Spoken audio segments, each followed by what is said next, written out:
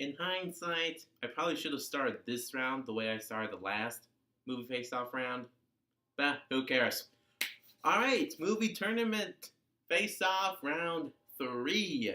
We have Death Race 2000 versus The Running Man. Now, both of these films, they're pretty entertaining, but let's go over them for this round. And as a reminder, while we are taking time into characters and that kind of stuff, the main determining factors are themes and how they relate to science fiction, reception, story, those stuff. So the story of Death Race 2000 is that in 1979, the American government collapsed and there was a takeover where every year there's a transcontinental road race where, in addition to being the first to finish the race, you also score extra points by hitting innocent pedestrians along the way to the end of the race, and apparently running over newborns and disabled people also earns you extra points as well, which is pretty amoral or immoral. Yeah, immoral. And it centers around several people. One of the main characters is Frankenstein, who is a racer that's been pretty much treated as like a national hero for the people that actually support the government and this death race.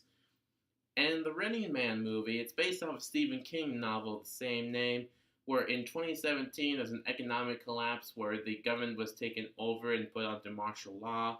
And by the time 2019 came around 2 years later, the biggest thing going on is this reality game show known as The Running Man, where they take convicted convicts, put them in a game where they're hunted down and killed by stalkers, which are professional killers. And so these are both stories set in dystopias, and where their focus and the main focus is a game that's been supported by the government in order to help keep their people under control. And like I said, in Death Race, the main character sort of like Frankenstein, but we later find out that it's not just one person. The government's been taking several people, training them to be the Frankenstein figure, and replacing them when one gets tired out. So the one that's in the movie plans on killing the president after he finishes the race, even though his navigator partner is also part of the resistance movement that also wants to destroy the president and the death race as well. And then The Running Man, of course, focuses on the main character who is played by Arnold. Put the cookie down! Yeah, the main character is played by Arnold. So we got a couple of Arnold moments. And he's a guy that's been wrongfully convicted, and he's put into the Running Man game. However, he's the first person to begin killing off the stalkers in the game. The audience begins to change for Arnold's character instead of the stalkers. The people behind the game, the government, are starting to lose control. And of course, Arnold sort of breaks the game, sort of. And so they're very similar movies, actually. However, when Death Race 2000 was first released, it really didn't get that well received. In fact, Roger and Ebert, who were the dominating film critics of the time, gave it 0, 2 thumbs down. However, in recent years, it's actually been pretty well praised, and even though I don't completely trust Rotten Tomatoes, it does have an 85% on there, and that's worth saying. Now, as far as The Running Man goes, there are some who praise its premise of The Running Man, but most of the reviews range from mixed to positive. However, I have a little factor I'm going to bring up here.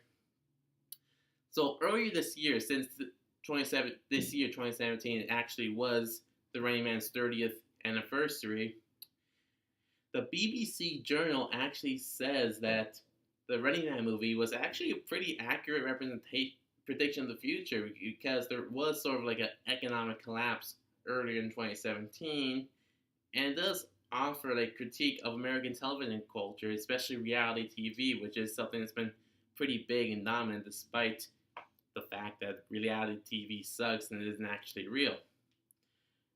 So, despite the fact they probably weren't well received initially, they have both come on to become cult classics and actually pretty well thought out and planned, and pretty great movies to watch.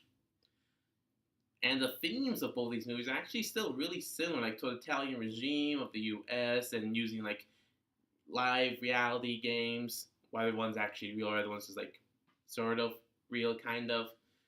to like sort of like control like the public and to like keep them like under control. But so this is actually a pretty tough call. But I suppose I have to go with one of them. I would have to go with the Running Man. I mean, I love Death Race 2000, but if I have to pick a movie based on like the future that predicts, I think The Running Man is probably slightly more realistic or slightly less unrealistic than Death Race 2000. So, round 3 goes to The Running Man and Arnold. So, that's the round. The Running Man wins. 3 rounds down, several more to go. Oh my god. And Dr. Cinema, like, comment, subscribe. Here's a hint for the next round. 2 time traveling movies. One has stoners, the other has a kid and a wacky professor. This is Dr. Cinema. See you next time.